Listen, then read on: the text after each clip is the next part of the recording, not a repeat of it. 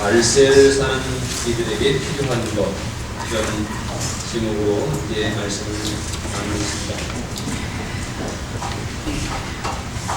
우리가 사람이잖아요. 우리 사람이 살면서 변한다고 하는 것, 그게 참 어려운 것 같습니다. 인격이 좀 변해야 되는데 잘 안 변해요. 믿음 안에 있으면서도 변하기가 참 어렵습니다. 생활의 습관이 바뀌어지고 변해야 되는데 그렇게 잘 변하지 않는 거예요. 변하고 싶은 사람이 있어요. 나 지금 내가 이 모습이 싫어. 변하고 싶은 마음이 있어요. 그런데도 불구하고 잘 안 변하는 거예요. 그만큼 우리가 이렇게 굳어져 가고 있고, 처음에 이렇게 어릴 때 정말로 잘 방향을 잡아놔서 이렇게 가지 않으면 이게 중간에 돌아서 이건 참 어렵다라고 하는 생각을 가집니다. 그래서 우리의 자녀들이 지금 이렇게 나와서 예배하고 또 주님 안에서 믿음의 가정에 성장한 우리의 자녀들이 정말 믿음으로, 말씀으로, 하나님의 인격으로 잘 세워져가는, 처음부터 이렇게 길을 잘 누리는 그러한 인생들이 될 수 있도록 기도하며 잘 양육해야 되겠습니다. 근데 어쨌거나 사람이 변하지 않는다는 거예요. 저도 제 모습 그대로 선택합니다. 여러분들 어떠십니까? 바뀌어서 갈 수 있을까요? 참 어렵습니다. 그래서 사람이 참 바뀐다고 하는 것이 어려운 것을 우리뿐만 아니라 모두가 느껴서 그런 얘기 하죠. 변하면 어떻게 된다고요? 변했어. 죽을래나 봐. 그 얘기를 들으면서 생각하면서 이게 죽기 전에 변한다는 게 참 어려운 거구나, 그런 생각을 합니다. 근데 그럼에도 불구하고 죽기 전에 변하는 것이 어렵고 죽어야 그 모습들이 바뀌어지는다라고 하는 생각을 하는데도 불구하고 변하고 싶은 생각이 있잖아요. 변하기를 원하고 좀 달라졌으면 좋겠다는 생각을 하잖아요. 이런 생각을 하고 있는 우리들에게 정말 기도하는 가운데 우리가 소망하는 것처럼 내가 이 모습, 이 고집스럽고, 이 나약하고, 이 어리석고 이런 모습 그대로가 아니라 좀 변화된 모습으로 하나님 나라에 점점 가까이 갔으면 좋겠다, 이런 소망을 품고 있는데 그렇게 될 수 있기를 주님으로 축복합니다. 변했으면 좋겠어요. 저도 제가 변했으면 좋겠고 여러분들도 그럴 겁니다. 이 서로 변하지 않는 세상 속에서 살아가면서 우리가 지혜롭게 살아야 되는데 이 사람은 맨날 그 모양이지 이렇게 생각하고 살 것이 아니라 그 사람은 그냥 죽을 때까지 안 변할 거예요. 내버려두고 내가 변하면 돼요. 그렇지 않습니까? 그런 마음으로 우리가 살아갈 수 있길 바랍니다. 그러면 내가 좀 편합니다. 안 변하고 안 변한 사람끼리 계속 부딪히며 살아가는 게 아니라 안 변하는 사람 놔두고 내가 변하면 안 부딪힐 수 있잖아요. 우리 믿음의 사람들은 그런 마음으로 내가 먼저 변하자, 그런 마음으로 살아갈 수 있길 바랍니다. 근데 문제는 나도 죽어야 변하나 하는 것이죠. 그런데 오늘 제가 성경을 보면서 오늘 우리가 읽은 본문의 주인공은 베드로라고 하는 사람인데 베드로의 모습을 봤어요. 베드로가 이런 사람이네. 그러나 베드로가 이 오순절 성령 강림을 경험하기 이전 한 50일 정도 전에만 해도 어떤 일이 있었냐면 예수님이 잡히시던 날 밤에 예수님은 끌려다니면서 신문을 당하고 또 재판을 받고 있는 중에 베드로가 어떻게 했죠? 나는 저분을 도저히 알지 못한다.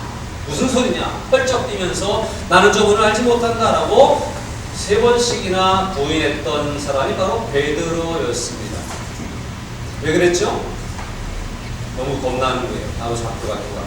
내가 저분을 안다고 얘기하면 나에게 큰 불이익이 올 것 같은 두려움이 쌓여서 어쩌면 자기도 모르게 그냥 툭 튀어나온 얘기인데 그것도 한 번도 아니고 2번, 3번씩이나 주님을 부인하는 그러한 베드로의 모습이 50일 전에 베드로의 모습이었어요.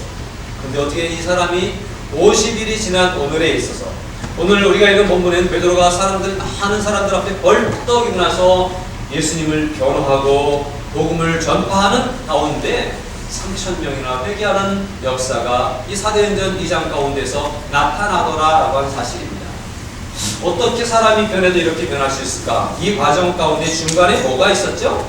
예수님을 세 번이나 부인했던 베드로, 자기의 유익을 위해서 두렵고 겁나서 예수님을 모른다고 피해갔던 베드로가 이제는 적극적으로 사람들 앞에 나가서 어떠한 불이익을 불사하더라도 예수님을 담대히 증거하고 예수님을 변호하는 베드로로 180도 변하게 되는 이 과정 가운데는 뭐가 있었냐면 성령 강림이라고 하는 사건이 있었어요. 그래서 예수 믿는다라고 하는 그 믿음 속에 성령의 충만함이 있으면 우리가 죽어야 변하는 이 성품인데 죽어야 변하는 우리들의 습관이 성령 충만하면 변할 수도 있구나라고 하는 희망을 보게 됩니다. 이런 희망을 붙잡을 수 있는 저와 여러분 되길 바랍니다. 변하고 싶잖아요.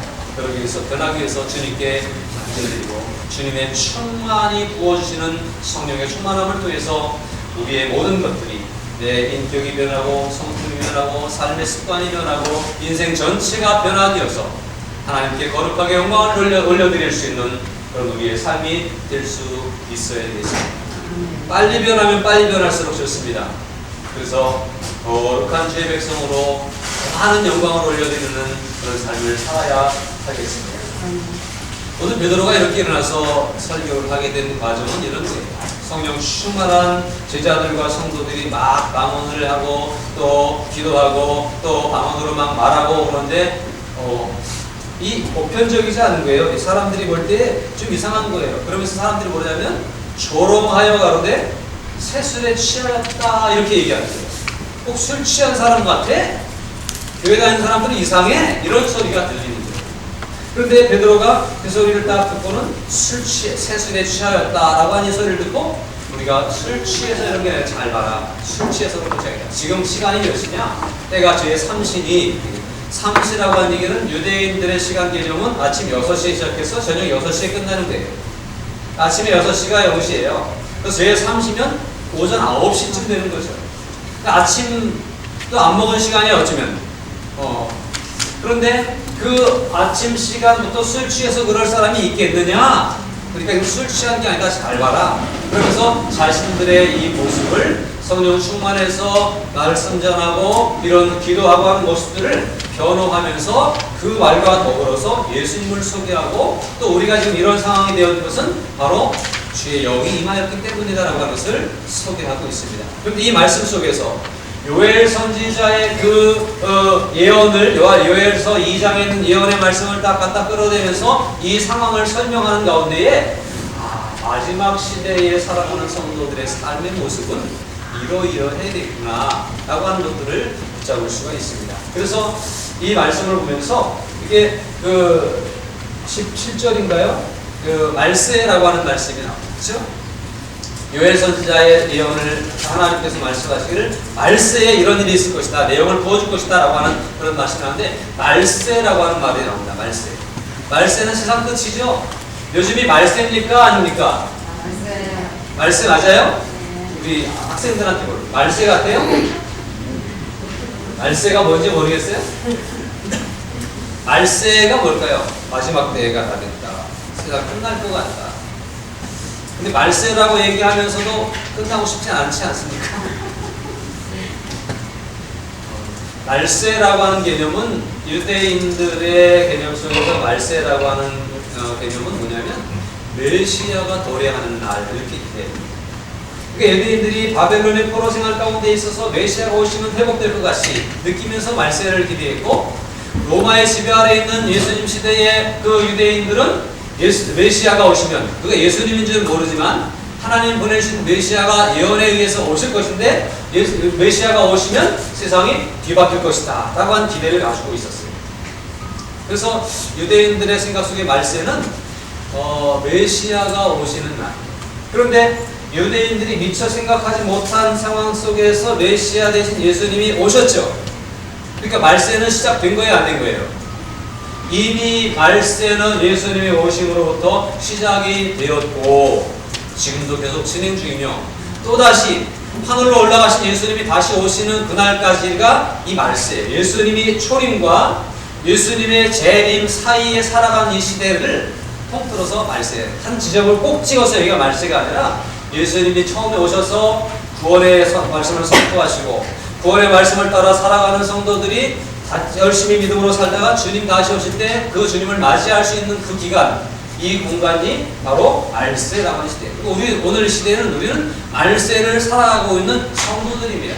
말세에 딱 끝나고 눈 딱 감고 떴을 때 하나님 나라에 딱 있으면 참 좋겠는데, 그게 아니라 이 말세가 지금 2000년이 지난 지금까지도 계속 유지되고 있고 또 얼마나 더 유지될지는 알 수 없어요. 그것이 오늘일지 내일일지 모르지만, 그러나 우리는 말세를 살아가는 성도들이고 이 마지막 시대를 살아가는 이 땅의 사람들로서 어떻게 살아야 될까라고 할 생각을 좀 할 필요가 있습니다.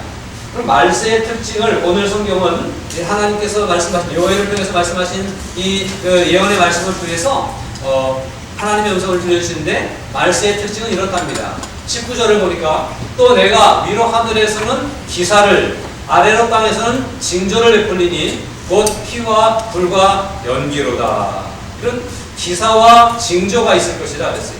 예수님도 생애 속에서 말씀하시면서 마지막 때를 준비하라 예비하라 그렇게 말씀하시면서 징조에 대해서 많이 말씀하시잖아요. 기사와 징조. 기사는 하늘과 별의 천지의 이상한 변화들이, 지진이 막 일어나고요. 네? 막 하늘이 울리고 이런 일들이 벌어지고 있다. 이것이 바로 마지막 시대에 우리가 겪을 수 있는 그런 일들입니다. 이런 일들이 계속 일어나고 있거든요. 뿐만 아니라 또 다른 마지막 때의 징조들이 있는데, 예를 들면 거짓 선지자가 나타난다든지, 지진과 기근과 재난이 있다든지, 전쟁이 계속된다든지, 또 전염병 같은 것들도 말이죠.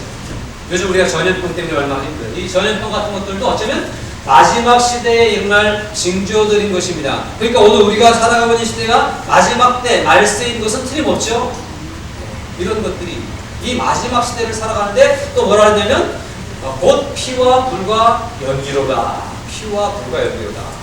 피가 넘쳐 흐르는 그런 비참한 일들이 있을 것이고, 불과 연기, 뭔가 폭발이 있을 것 같고, 뭔가 막 다 타오를 것 같고, 그런 마지막 때에 그런 일이 있을 것 같은데, 어떤 분들은 이런 대목을 들어서 뭐라 하냐면 북한이 가지고 있는 핵폭탄이 터지면 말세가 될 것이 아닐까, 이런 생각을 하기도 합니다.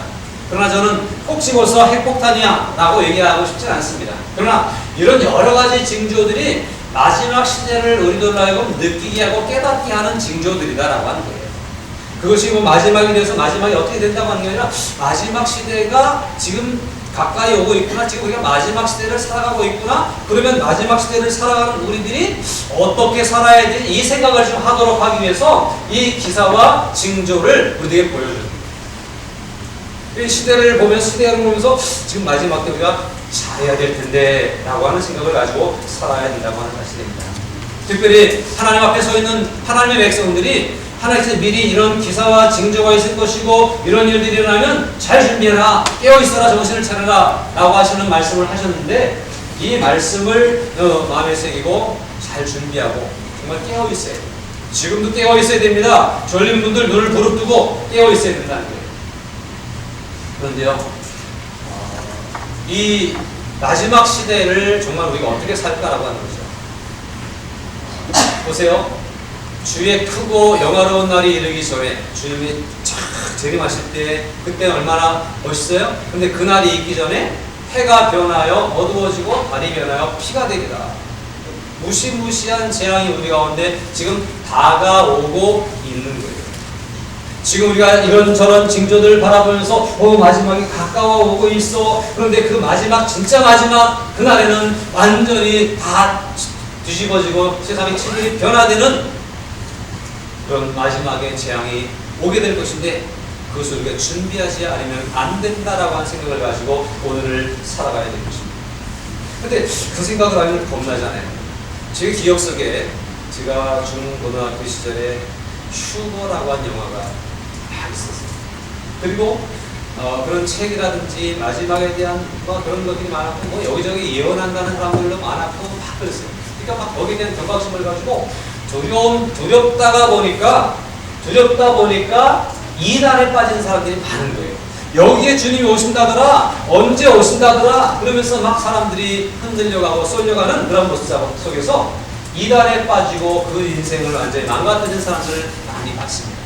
이 말세를 제대로 읽지 못하고 이것을 제대로 준비하지 못하면 우리 영혼은 영원히 파멸에 이르게 되는 그러한 일이 생길 수도 있어요. 그러므로 이 모습들을 우리가 잘 기억해야 됩니다. 여러분, 분명히 두려운 날이 우리에게 점점 가까이 오고 있고 엄습해 오고 있습니다. 그러니까 이 시대를 우리는 두려운 마음을 사실은 품고 살아야 됩니다. 그러나 이 두려운 가운데 어떻게 해야 할지 고민하다가 막 숨어 들어가고 어디로 찾아가고 여기 있다 저기 있다 끌려다니는 그런 인생들로 살아갈 것이 아니라 이 시대를 살아가면서도 이 두려움 속에서 있는 이 두려움이 엄습해오는 시대 속에 살아가면서도 하나님의 말씀을 붙잡고 살아가야 되는데 주님께서는 이 마지막 시대 위기의 시대 속에서도 우리에게 희망의 말씀을 주셨다고 하는 사실을 기억해야 됩니다. 주님은 우리에게 돌아가시기 전부터 요한복음 14장에서 이런 말씀하십니다. 내가 너희를 고아와 같이 버려두지 아니하고 너희에게로 오리라. 예수님이 데려갈 때 얼마나 좋았어요. 예수님이 돌아가시는 모습을 보고 예수님이 살아나셨나 했더니 또 승천하시는 모습을 보고 그냥 이제 우리가 어떻게 우리 입으로 살아야 하는데 어떻게 살지? 라고 걱정할 만한 제자들의 앞날을 걱정하시면서 걱정하지 마. 두려움이 있지만 마지막 때가 가까우고 있지만 이제 우리가 큰 고민에 빠질 것이지만 내가 너희를 고아와 같이 세상에 내버려두거나 방치하지 않을 거야 라고 약속해 주셨습니다. 그러므로 여기 있다 저기 있다 그러면서 끌려다니거나 세상의 어떤 다른 유혹하는 소리에 휩쓸리는 그런 일이 있을 필요가 없어요. 이 말씀을 늘 잘 기억해야 됩니다. 또 뭐라고 약속하셨냐면 14장에서 역시 내가 아버지께 구하겠으니 그가 또 다른 보혜사를 너희에게 주사 영원토록 너희와 함께 있게 하리니. 주님이 생전에 3년 동안 제자들과 함께 있었던 것처럼 이제 주님은 가셨지만 다시 성령님을 보내주셔서 너희들과 함께 있을 거니까 성령님을 의지하면 세상의 두려움을 이길 수 있어, 세상의 걱정거리들을 극복할 수 있어, 세상의 많은 어려운 일들을 헤쳐나갈 수 있어. 성령님이 너희와 함께 하실 거야 라고 예수님이 약속을 해주셨습니다. 여러분, 이 사실을 믿으시기 바랍니다. 우리는 하나님의 자녀가 되었습니다. 하나님의 자녀에겐 하나님이 함께 하십니다.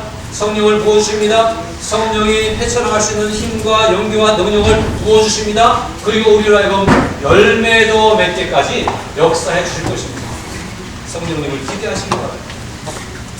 오늘 우리가 읽은 본문의 말씀이에요.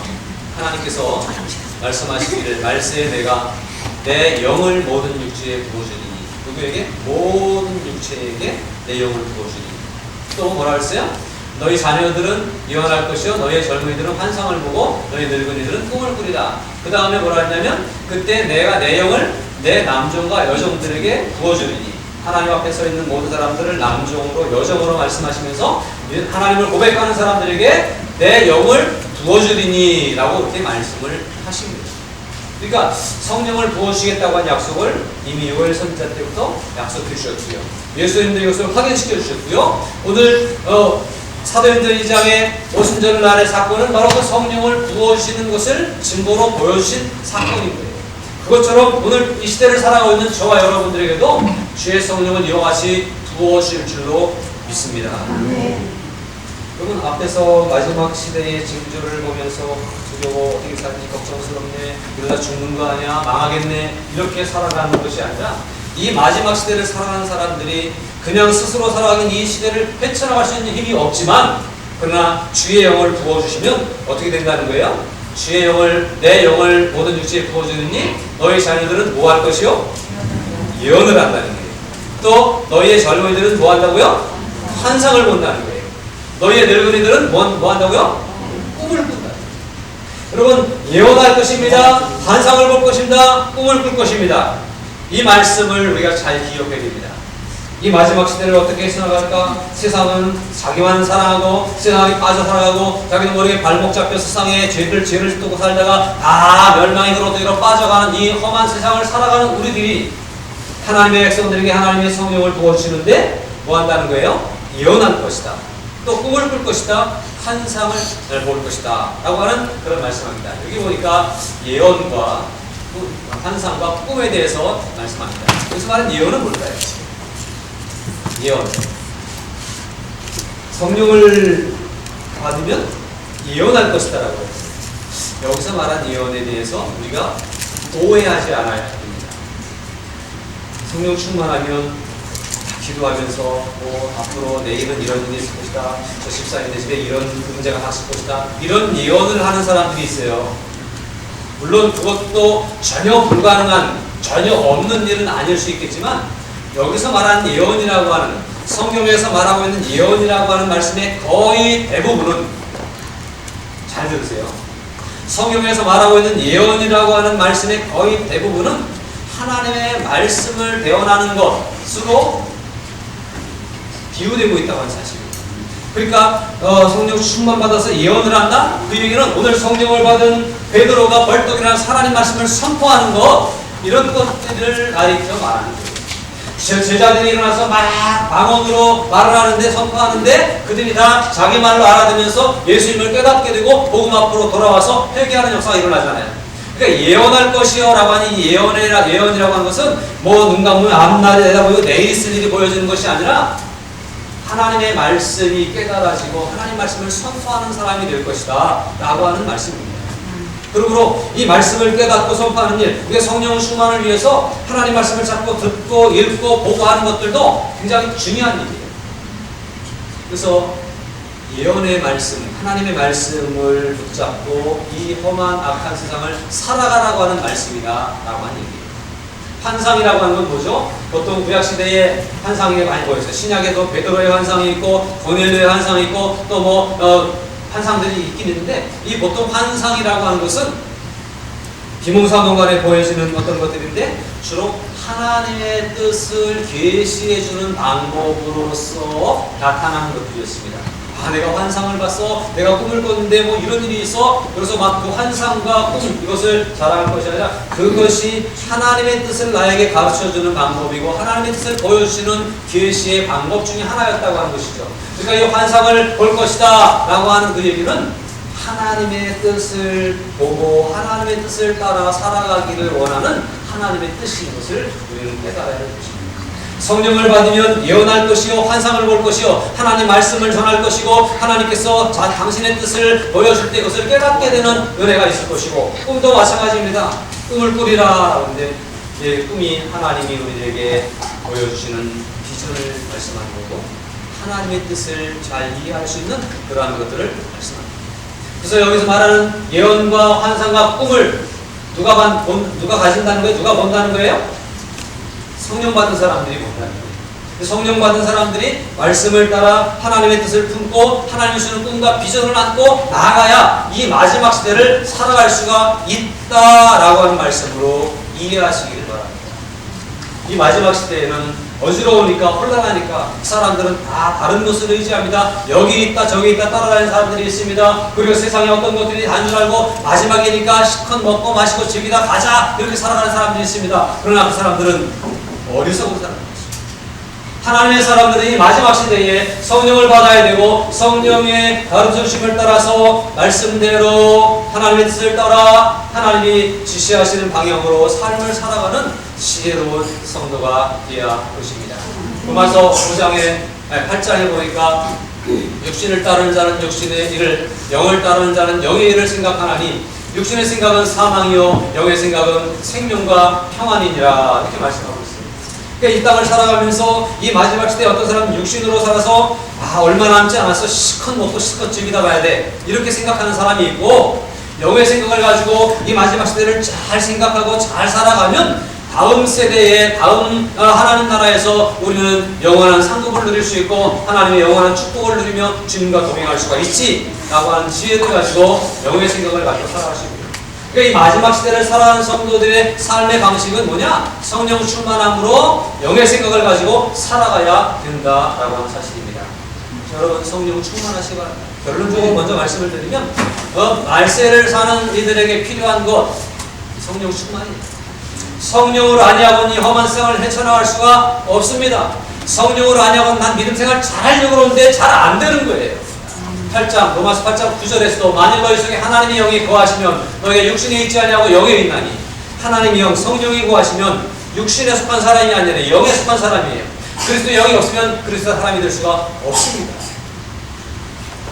또 그 그리스도께서 너희 안에 계시면 몸은 죄로 말미암아 죽은 것이나 영은 의로 말미암아 살아있는 것이니라. 예수를 죽은 자 가운데 살리신 이의 영이 누구예요? 하나님의 영이 성령이 너희 가운데 너희 안에 거하시면 그리스도 예수를 죽은 자 가운데서 살리신 이가 너희 안에 거하시는 그의 영으로 말미암아 성령으로 말미암아 너희 죽을 몸도 살리시리라고 말씀하고 있습니다. 그러니까 이 마지막 시대에 잘 살아가고 정말로 우리가 사는 게 살기 위해 사는 거예요 되거든요. 이 땅에서 잘 살고 결국 죽는 인생이 아니라 이 땅에서도 잘 살고 영원히 살아가는 우리들이 돼야 되는데 그 사는 길을 가기 위해서는 어떻게 돼? 성령 충만함으로 살아가야 됩니다.